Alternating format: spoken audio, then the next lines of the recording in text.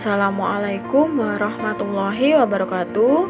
Bertemu lagi kita dalam mata pelajaran Bahasa Indonesia, masih dengan Bu Puput dan Pak Aji. Kali ini kita akan membahas materi bab kedua di semester genap, yaitu teks cerita inspiratif. Sebelum kita lanjut ke pembahasan yang lebih dalam, marilah kita bersama-sama membaca Bismillahirrahmanirrahim agar Allah senantiasa memudahkan kita dalam belajar. Apakah yang dimaksud cerita inspiratif? Pernahkah kamu mengalami suatu kejadian yang menginspirasi kehidupanmu sekarang? Berikut ini sudah Bu Puput lampirkan sebuah foto dari Instagram. Pada gambar tersebut terdapat seorang pria yang bernama Pak Setu, usianya 50 tahun. Beliau dengan segala keterbatasannya, namun tetap tidak menyerah pada kehidupan. Beliau masih semangat mengais rezeki dengan berjualan. Setelah melihat foto Pak Setu, hal apakah yang kamu pikirkan? Apakah kamu sependapat dengan apa yang Bu Puput pikirkan? Kalau iya, berarti kalian sudah terinspirasi dengan cerita dari Pak Setu melalui visual gambar.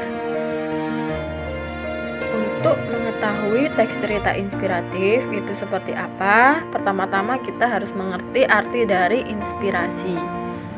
Dalam KBBI atau Kamus Besar Bahasa Indonesia, inspirasi diartikan sebagai ilham atau sesuatu yang dapat menggerakkan hati untuk mencipta. Mencipta di sini bisa berarti mengarang syair, lagu, dan lain sebagainya. Dalam beberapa literasi dijelaskan pula bahwa inspirasi merupakan percikan ide-ide kreatif yang timbul akibat proses pembelajaran dan kepedulian kita terhadap lingkungan sekitar.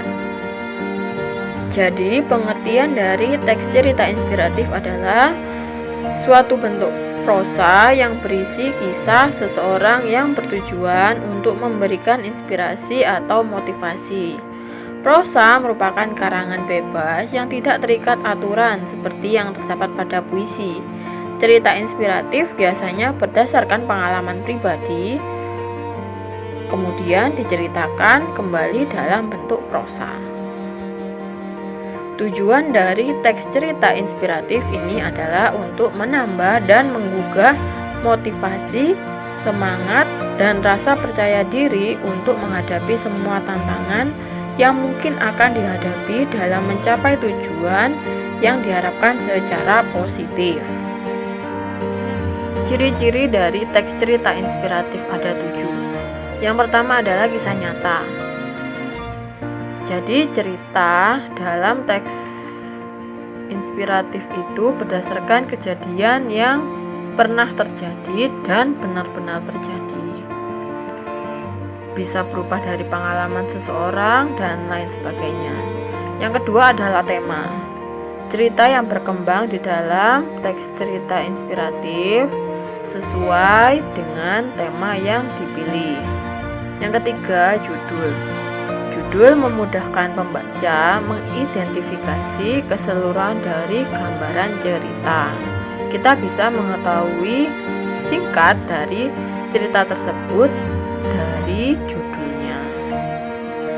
Yang keempat adalah alur, yaitu memberikan pemahaman dari awal, inti, dan sampai akhir cerita secara berurutan.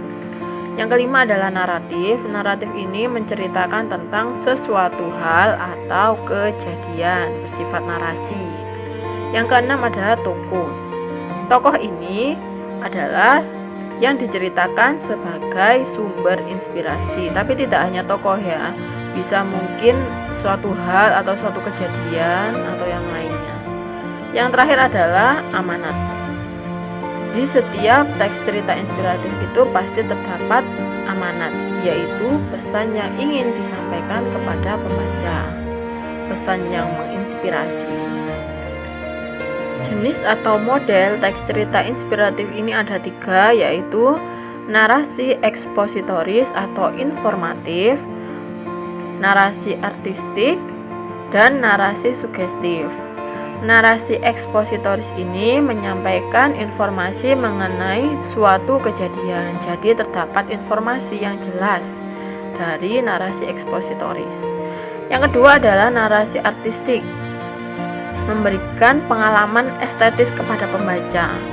Estetis itu berkaitan dengan keindahan. Jadi kita bisa merasa kagum dari apa yang kita baca. Yang ketiga adalah narasi sugestif, yaitu memberikan dorongan kepada pembaca agar menjadi pribadi yang lebih baik. Jadi ketika kita membaca cerita yang menggunakan model narasi sugestif ini, kita jadi memiliki pemahaman yang baik setelah membacanya. Struktur teks cerita inspiratif ada 4, yaitu orientasi, komplikasi, resolusi, dan koda. Orientasi berisi pengenalan tokoh dan latar belakang cerita.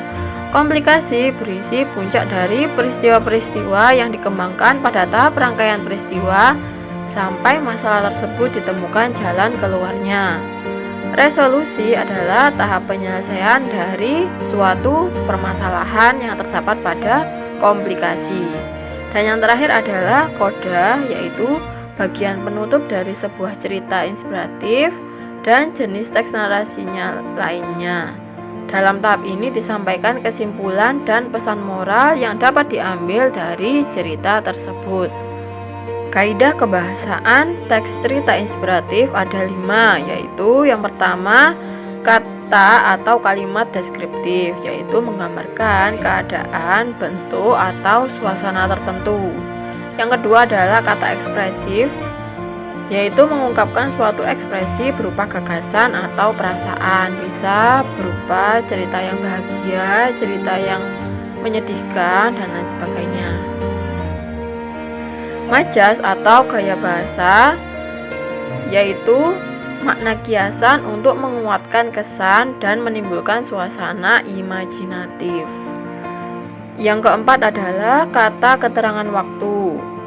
Kata keterangan waktu ini berkaitan dengan waktu yang menghubungkan antar kejadian. Jadi harus berurutan mulai dari awal, pertengahan, hingga akhir cerita.